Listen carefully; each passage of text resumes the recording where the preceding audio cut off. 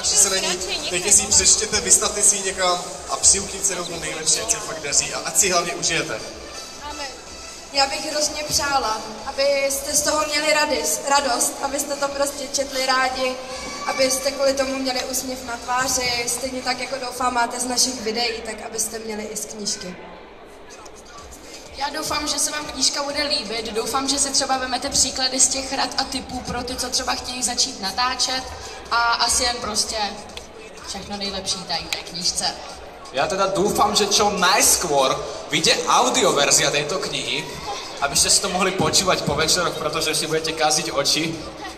Nie, srandujem. Čítať je super a som rád, že sa podielam na knihe a že vás trošku prinútim čítať, pretože ja dúfam, že veľa z vás ju bude študovať a čítať stále dookola. Veru tak. To som chcel povedať. Potlesk. Ďakujem.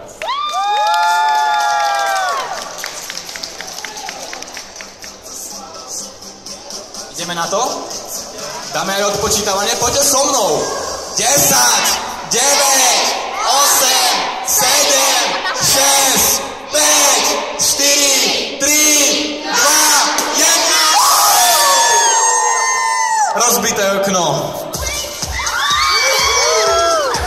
Je to tam a potlesk poprosím. Áno a díky Hausi, že si nám obľahli, že budeme sedieť. Na zdravie. Teď budeme házet knížku, takže můžete... Odložte si telefony. No, asi radši jo.